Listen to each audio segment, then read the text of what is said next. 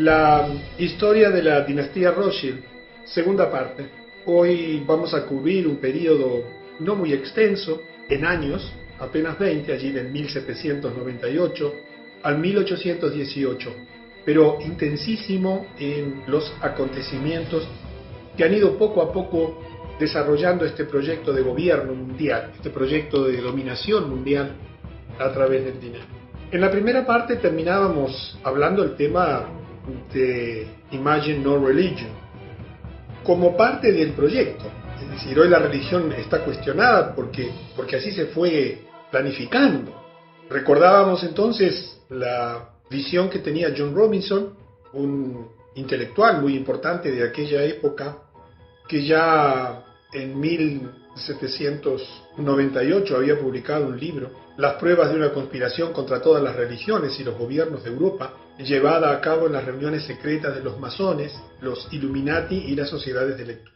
Y quiero recordarte que estas cosas que escuchas en estas conferencias no son opiniones, trato de adjetivar lo menos posible, es un relato cronológico de hechos que cualquier persona puede confirmar sin demasiada dificultad y que por tanto luego las interpretaciones corren por cuenta de cada uno, pero los hechos son los hechos y por lo general los hechos son duros y son porfiados. Este informó que había sido un masón de alto grado en el rito escocés de la masonería y que había sido invitado por Adam Weishaupt. Recuerdas que fue quien tuvo a su cargo el diseño, desarrollo de los Illuminati, y se le había dado una copia revisada de la conspiración, de aquello que analizábamos que tenía 4 puntos principales. Sin embargo, el profesor Robinson no estuvo de acuerdo con ella, por lo que publicó su libro, incluyendo detalles de la investigación del gobierno bávaro en los Illuminati y la Revolución Francesa. Los hechos comienzan a precipitarse porque ya Rothschild tenía un buen nivel de control y un plan muy definido de lo que iba a hacer, y en ese mismo año, ya a finales del siglo XVIII, el 19 de julio, Papen David, presidente de la Universidad de Harvard, habló a los estudiantes graduados que el iluminismo tenía influencia en la política estadounidense y la religión. A la edad de 21 años, Nathan Mayer Rothschild deja Frankfurt y viaja a Inglaterra. Allí se establece, y eso fue fundamental a su vez en la historia, en el desenvolvimiento de toda esta historia, donde con una gran suma de dinero dada por su padre se establece con una casa bancaria en Londres. Y en 1800 Salomon Mayer Rothschild se casa con Caroline Stern.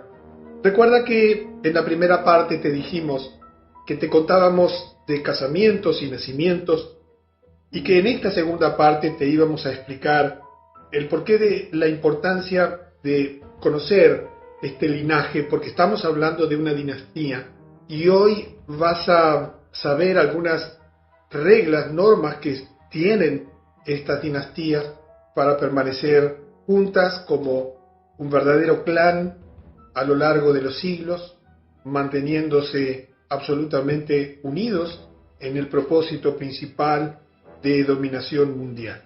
Y así como en la primera parte vimos la influencia de los Illuminati para crear y financiar la Revolución Francesa, entramos en el siglo XIX ya con Napoleón.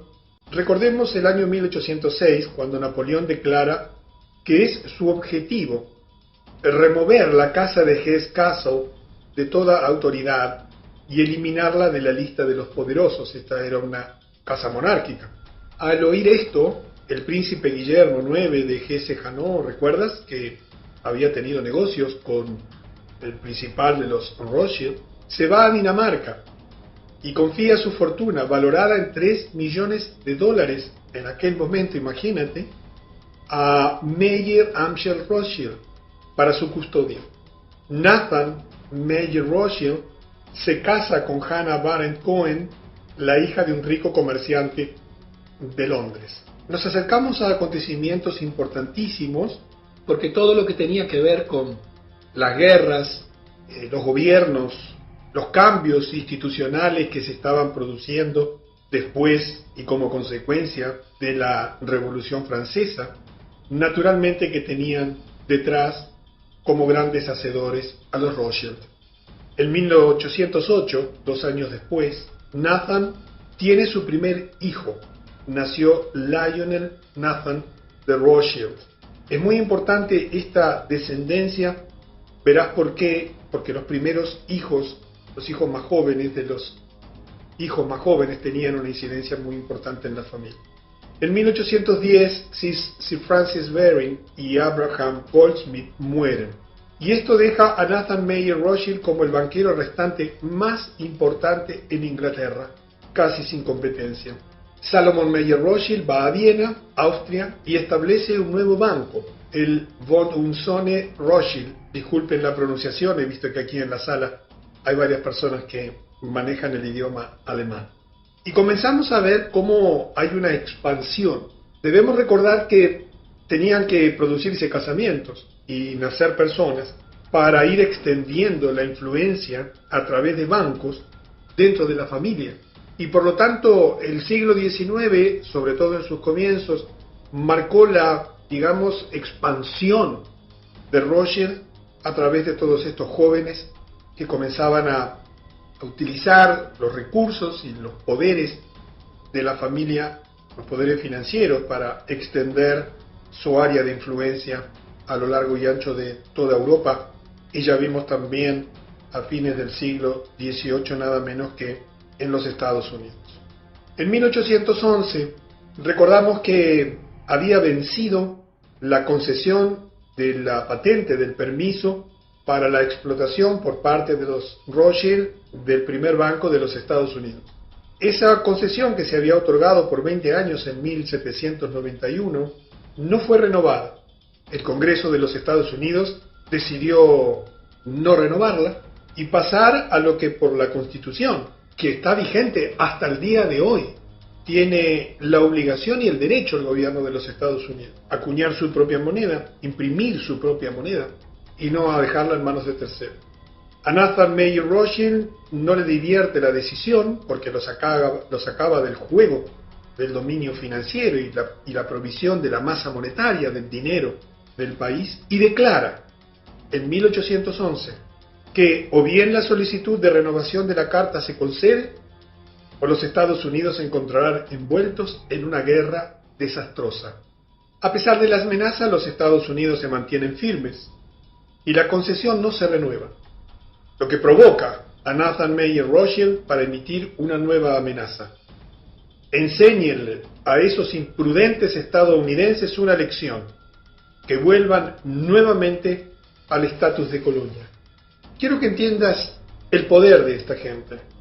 Quiero que entiendas que eran capaces ya en aquel tiempo de sobreponerse a los estados, pero no a cualquier estado pequeño, sin poder, sino nada menos que en este caso al propio gobierno de los Estados Unidos. Y esto que ocurría como amenaza en 1811 tuvo su concreción tan solo un año después. La guerra de 1812, respaldado por el dinero del Rothschild y las órdenes de Nathan Mayer Rothschild, Inglaterra declara la guerra a los Estados Unidos. El plan de Rothschild era muy simple. Consistía en cargar a los Estados Unidos con una gran deuda generada en la financiación de la guerra, de modo tal que finalmente tendrían que rendirse a los Rothschild, permitiendo la renovación de la concesión del First Bank of the United States. ¿Recuerdan los propósitos declarados por Weishaupt allá en 1 de mayo del 76? Generar conflictos entre los Goyim, los no judíos, fomentarlos y financiarlos, no solamente entre las personas, entre las asociaciones de estudiantes, entre los empresarios y los empleados, sino también entre los países. Quizás te sorprenda pensar que un financiero, un banquero, podía a través de su poder cumplir una amenaza hecha un año antes, influenciar el gobierno de Inglaterra para que declarase la guerra a los Estados Unidos. Pero ya algo de esto viste cuando hablamos de la Revolución Francesa. Y comienza la guerra. Y la guerra se desarrolla con un propósito claro. Era el propósito de obligar a los Estados Unidos a defenderse, endeudarse porque toda guerra implica severos costos en su financiación, para que luego cuando tuvieran que venir a pedir dinero, tuvieran que concederle peticiones a los Rothschild. Un plan urdido desde hacía mucho tiempo de dominio por detrás de los gobiernos.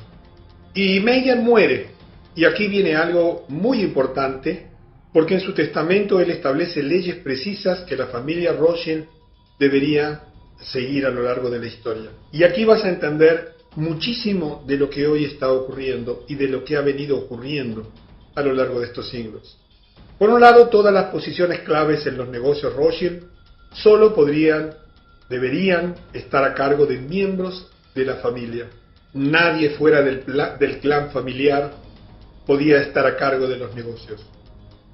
Solo los miembros varones de la familia podían participar en el negocio familiar, y esto incluía un sexto hijo bastardo formado en secreto. Es importante saber que Meyer también tenía 5 hijas, así que hoy la expansión de la dinastía Rothschild, sin el nombre Rothschild porque se casaban y tomaban el apellido de su esposo, se ha extendido por todo el mundo, pero esas personas de otras familias también forman parte de la dinastía.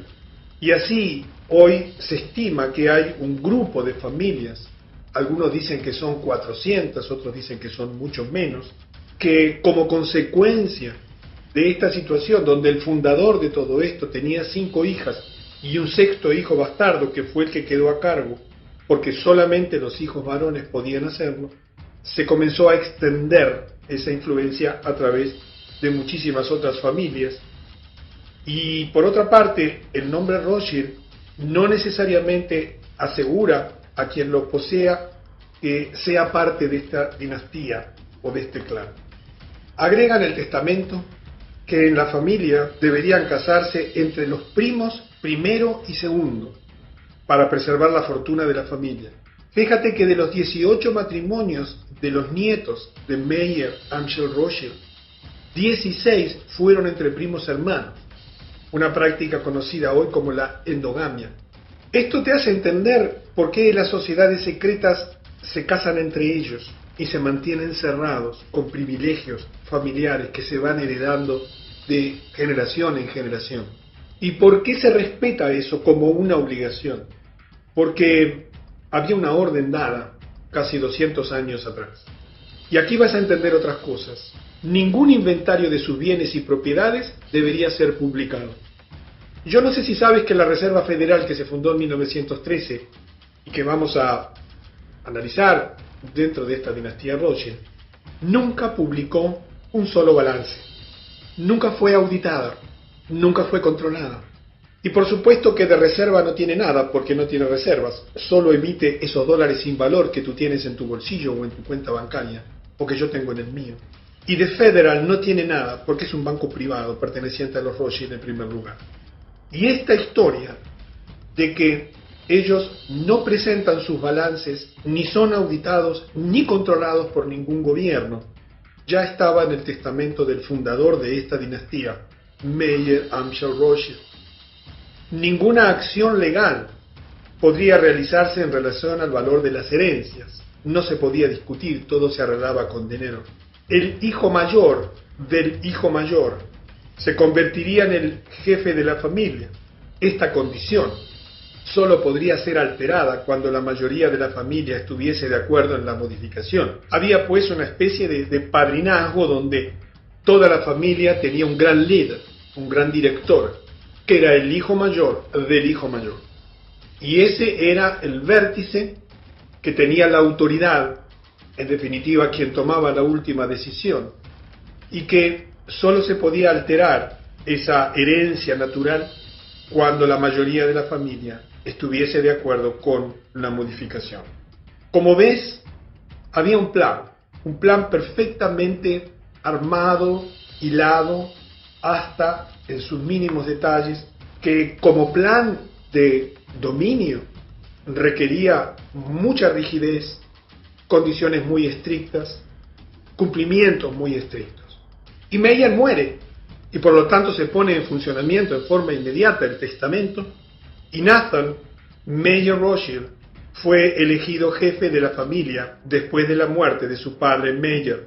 Ocurren otras cosas. Jacobo Mayer va a París, a Francia, y allí establece el banco Rothschild Frères. Nace también Nathaniel de Rothschild, el yerno de Jacob. Y entonces la familia comienza a extenderse y son enviados a cada uno de los países a dominar la banca, porque de ese modo iban a ir extendiendo poco a poco el control y el dominio de todos los gobiernos en el proyecto de dominación mundial que consistía en el dominio y en el control de todos los bancos centrales del mundo. En 1814 ocurre lo siguiente. Recuerda que Mayer había recibido un préstamo de $3 millones, un dinero que se le había dado para negociar, que el príncipe Guillermo IX de Hesse-Hanau había confiado a Mayer para su custodia.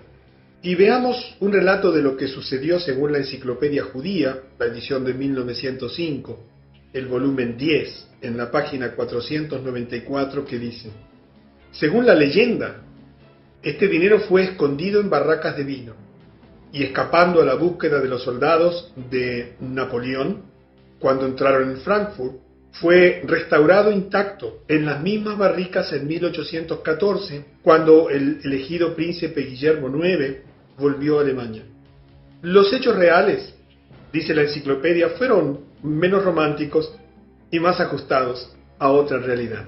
Quiero que adviertas que vamos hilando hechos, los centrales, dentro de un siglo donde ocurrieron muchas cosas, porque en ese siglo XIX es que se decide lo que tú estás viviendo hoy, aquí en el año 2010, con todos sus detalles. Por supuesto que cumpliendo profecías bíblicas milenarias, dentro del proyecto de dominación mundial y de gobierno mundial. Y quizás alguna de estas etapas, o de estas diapositivas, o de esta información puede resultar poco tediosa, poco interesante, pero verás que todo está absolutamente concatenado y hay que entender y conocer los episodios centrales para entender lo que en definitiva vino a ocurrir. Esta última línea, la que dice que en realidad algo se hizo con ese dinero, indica que el dinero nunca fue devuelto por Rothschild al príncipe Guillermo IX. La enciclopedia a continuación declara que Nathan invirtió los $3 millones en oro en la East India Company, a sabiendas de que sería necesaria para la campaña de Wellington, que recuerdas que era el gran opositor a Napoleón. Con ese dinero, y verás lo que ocurre a continuación, Nathan obtuvo no menos de 4 beneficios. Uno, con la venta de acciones o los bonos de Wellington, que compró a 50 centavos de dólar y los vendió a $1. 2, con la venta de oro a Wellington. 3, con compromiso de recompra. Y 4, con la expedición a Portugal. Vamos a ver uno de esos puntos para encontrar un hecho extraordinario en la historia de la humanidad, y es el control absoluto de Rothschild sobre Inglaterra y su banco central. Del mismo modo que urdía el control absoluto del Banco Central, que ya lo tenía de Estados Unidos y que lo había perdido políticamente y que lo recuperaría como consecuencia de la guerra Inglaterra-Estados Unidos, también verás aquí una historia increíble, extraordinaria, de cómo llegó al control total de Inglaterra. En 1815, los 5 hermanos Rothschild trabajaron para suministrar oro al ejército de Wellington a través de Nathan, que recuerda se había ido a vivir a Inglaterra. Pero a su vez también financiaban al ejército de Napoleón a través de Jacob, que se había ido a Francia y había creado el Rothschild Frères, ¿recuerdas? Comenzando así su política de financiar ambos bandos en las guerras. No lo habían hecho en la Revolución Francesa porque allí ellos querían eliminar a la monarquía para detentar el control total y eliminar también a la Iglesia Católica como dominador de los sistemas financieros. Veremos en la próxima conferencia cómo también llegan a controlar totalmente las finanzas de la Iglesia Católica. Los Rothschild amaban las guerras. ¿Por qué? Porque son generadoras masivas de préstamos libres de riesgo. Esto se debe a que están garantizados por el gobierno de un país y por lo tanto por los esfuerzos de la población de ese país, no importando si el país pierde la guerra, porque los préstamos se dan con la garantía de que el vencedor honrará las deudas de los vencidos. Fíjate la perversidad de esta intención. Se financiaban a los dos bandos a través de los bancos que ellos tenían, inmensamente ricos, proveyéndole el dinero necesario a Wellington para financiar su armada inglesa y para financiar a su vez el armamento y las guerras de Napoleón. Y en esa financiación se ponía como condición que los préstamos estaban garantizados por los bienes de la nación, por los impuestos de la nación, por el trabajo de la gente, sin importar quién perdía, porque la garantía sobre quien perdía, que quedaba destrozado y sin recursos, la otorgaba el ganador. Por lo tanto, era un juego perverso pero seguro, absolutamente para quienes detentaban el dinero y podían manejar sin ningún tipo de dificultad a las partes en pugna en los conflictos. Escucha esta historia porque quizás no la conoces. Uno de los mensajeros de Rothschild era un hombre llamado Rothwell. Cuando finalizó la batalla de Waterloo, ganada por los británicos, Rothwell despegó para el canal y fue capaz de dar las noticias a Nathan, que recuerdas era el banquero que vivía en Londres, con 24 horas de anticipación, antes que la mensajería propia de Wellington informara de lo que estaba ocurriendo. En ese momento, los bonos británicos, que se llamaban cónsules y se negociaban en el piso de la bolsa de valores, tenían un valor que estaba determinado por el mercado. Nathan dio instrucciones a todos sus corredores, sus trabajadores en la bolsa, que comenzaran a vender los cónsules. El hecho era que todos los demás operadores creían que los británicos habían perdido la guerra, por lo que comenzaron a vender desesperadamente. Tú ya sabes lo que ocurre cuando se venden bonos desesperadamente. Inmediatamente su valor cae a pico.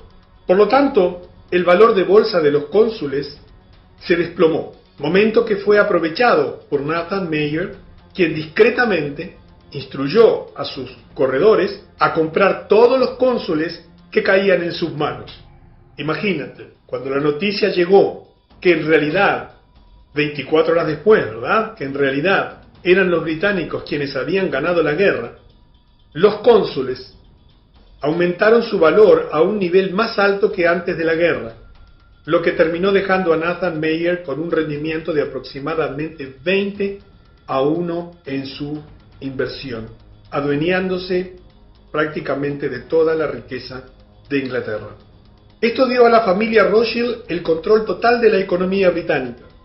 Tenía en su poder todos los bonos. Ahora el centro financiero del mundo después de la derrota de Napoleón, y obligó a Inglaterra a establecer un nuevo Banco de Inglaterra, que Nathan Mayer Rothschild pasó a controlar. Curiosamente, 100 años después, el New York Times relata una historia que muestra que el nieto de Nathan Mayer había intentado obtener una orden judicial para suprimir la publicación de un libro con esta historia. La familia Rothschild alegó que la historia era falsa y difamatoria, pero el tribunal rechazó la solicitud Rothschild y ordenó a la familia para pagar todos los costos de la corte. Con una maniobra tipo militar, porque había mucho escondido en todo lo que ocurría, la familia Rothschild se quedó con el control de toda la situación, de todas las finanzas de Inglaterra y el dominio del Banco Central de Inglaterra. Observa este otro interesante detalle.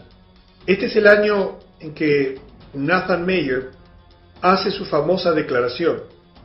Él dijo: no importa qué marioneta se corone sobre el trono de Inglaterra, el imperio en donde no se pone el sol, el hombre que controle el suministro del dinero en Gran Bretaña controla el imperio británico, y yo controlo el suministro de la moneda inglesa. Él se jactaría que en los 17 años de residencia en Inglaterra había aumentado la participación de 20.000 libras que le dio su padre 2.500 veces a 50 millones de libras. Los Rothschild también usaron su control sobre el Banco de Inglaterra para reemplazar el método de enviar oro de un país a otro, método que consistía en el envío físico del oro, y en lugar de hacerlo de ese modo utilizando sus 5 bancos que operaban en Europa, establecieron un sistema de débitos y créditos en órdenes de papel, el sistema bancario actual. Se produce entonces una transferencia fenomenal de riqueza, simplemente movida o generada por un perfecto dominio de las circunstancias. Uno de los detalles interesantes de esa guerra es que las únicas personas que podían pasar los controles, los bloqueos de la guerra, los piquetes, digamos así, de la guerra, eran solamente los couriers, los corredores que tenían la familia Rothschild, y que le permitió un conocimiento anticipado de lo ocurrido. A fines de este siglo, a fines del siglo XIX, a fines de los 1800, en los cuales, por ejemplo, se transfiere esa inmensa riqueza, inclusive después veremos que se queda hasta con el Banco Central de los Estados Unidos. Un periodo de tiempo conocido como la era Rothschild, se estima que la familia Rothschild controlaba la mitad de la riqueza del mundo. En tan solo un siglo y unas pocas décadas, se adueñaron de la mitad de la riqueza del mundo. Pero ese año ocurrió algo que salió de los planes, escapó del control de Rothschild, pero que es muy ilustrativo de sus intenciones concretas en aquel momento y de hechos que vinieron después, de los cuales veremos en detalle en las próximas conferencias. Algo en lo que a los Rothschild no les fue bien en ese año fue el Congreso de Viena, que había comenzado en septiembre de 1814 y que concluyó en junio del año 1815. El motivo del Congreso de Viena, la razón por la cual había sido convocado, era que los Rothschild querían crear una forma de gobierno mundial para darles total control político sobre gran parte del mundo civilizado. Te vuelvo a repetir porque si no te diste cuenta o no estabas atento. El motivo de este Congreso de Viena era que los Rothschild querían crear una forma de gobierno mundial para darles total control político sobre gran parte del mundo civilizado. Increíblemente, en menos de un siglo, ya estaban en condiciones de comenzar a proponer el gobierno mundial, tal y como lo hacen hoy, que ya está absolutamente determinado. Muchos de los gobiernos europeos estaban en deuda con los Rothschild, así que imaginaron que podrían usar eso como una herramienta de negociación. Sin embargo, el zar Alejandro I de Rusia, que no había sucumbido a un banco Rothschild central, no estaba de acuerdo con el plan. De modo que el plan Rothschild de gobierno mundial fracasó en esa oportunidad. Y allí los Rothschild aprendieron una lección. El control del gobierno mundial solo podía darse con el control de todos los bancos centrales del mundo. Y esa oposición que tuvo en el zar Alejandro I de Rusia, implicó para la familia del zar en generaciones futuras algo terrible. Enfurecido por eso, Nathan Mayer juró que algún día él o sus descendientes destruirían toda la familia del zar Alejandro I y descendientes. Por desgracia fue fiel a su palabra, y 102 años más tarde, los Rothschild después de haber fundado el movimiento bolchevique, cumplieron su promesa, y si conoces algo de historia sabrás que toda la familia del zar fue vilmente asesinada. Curiosamente, el fanático defensor del gobierno mundial Henry Kissinger hizo su tesis doctoral sobre el Congreso de Viena de 1815. ¿Comprendes cómo se van hilando los hechos? ¿Comprendes que nada de lo que vino a ocurrir a lo largo de la historia era casualidad, sino que tenía que ver todo con este proyecto diabólico y perverso del gobierno mundial.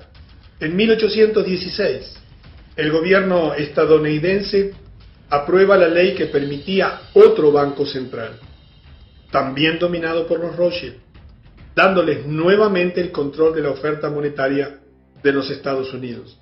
Se llamó Segundo Banco de los Estados Unidos, Second Bank of the United States. Recuerda que teníamos un primer banco central que se le había cancelado la concesión en 1811. Y se le da una nueva concesión por 20 años, hasta 1836. La guerra de Inglaterra contra América terminó con la muerte de miles de soldados británicos y estadounidenses y con los Rothschild obteniendo nuevamente su banco. Aquí tienes una imagen de la casa central del Segundo Banco de los Estados Unidos en Filadelfia. En la medida que avancemos en las conferencias, los hechos se irán concatenando, armando, y poco a poco comprenderás los mecanismos de acción, la manera en que se ha ido desarrollando el plan, para ayudarte a comprender con más exactitud qué es lo que está ocurriendo y cómo seguirán desenvolviéndose los hechos. En 1818, 2 años después, a raíz de la masiva orden de obtener préstamos franceses, dada en 1817, con el fin de ayudar a la reconstrucción después de la desastrosa derrota en Waterloo, los agentes de Rothschild compraron grandes cantidades de bonos del gobierno francés, provocando el incremento de su valor. El 5 de noviembre se deshicieron del lote de bonos en el mercado libre, lo que provocó la caída de su valor en picada, entrando Francia en un pánico financiero. ¿Te suena a Wall Street? ¿A George Soros? En tiempos modernos. Los Rothschild, a continuación, intervinieron para tomar el control de la oferta monetaria francesa, salvando al gobierno francés y su economía, a cambio de el control financiero. Ese fue el mismo año en que los Rothschild fueron capaces de otorgar préstamos al gobierno prusiano por un monto de 5 millones de libras. Ya habían caído los Estados Unidos, Inglaterra, Francia, y tenía a una enorme cantidad de gobiernos europeos totalmente endeudados y dependientes. Era solo una cuestión de tiempo continuar trabajando por su proyecto. Y así entonces hemos llegado a cubrir estos 20 años, en los cuales nos damos cuenta el mecanismo de acción. Nos damos cuenta que había un clan, una dinastía cerrada, con normas internas, con la prohibición absoluta de publicar lo que hacían, aún sus estados patrimoniales, con un control total de los gobiernos a través del dominio de la emisión del dinero, a la cual llegaban por medio de endeudarlos, en algunos casos financiando guerras, destrozándoles las economías, obligándoles a pedir préstamos, para luego urdir una maniobra de manejo de la economía a través de los papeles de deuda del gobierno, vendiéndolos, haciéndolos caer, para dentro del pánico financiero aparecer como salvadores y decir, yo te recupero ese valor, pero yo soy quien controlo la emisión de la moneda. Y este proceder se ha ido extendiendo de maneras cada vez más sofisticadas. El gobierno central de tu país emite moneda de tu país, pero esa moneda está totalmente atada al valor del dólar, al valor de lo que definen en la Reserva Federal, institución que, te reitero, nunca presentó un balance y nunca fue auditado, que no le informan ni siquiera al Congreso de los Estados Unidos sobre sus acciones, y que simplemente es una imprenta de emitir dinero, sin ningún valor y respaldo, absolutamente ninguno. Espero que, al ya tener unos 70 años de historia, entiendas un poquito más este mecanismo, para que cuando lleguemos a nuestro tiempo, todo el panorama te haya resultado suficientemente esclarecedor. En la próxima conferencia vamos a ver cómo este poder se extiende, financiando guerras y continuando con ese proyecto de gobierno mundial que en 1815 fracasó en el Congreso de Viena, pero que no fracasó en las intenciones. porque continuó adelante, tejiéndose poco a poco, de una manera sostenida, sistemática, organizada, con un grupo de familias ahora totalmente unidas en un proyecto común. Nos vemos entonces en la tercera parte de la historia de la dinastía Rothschild.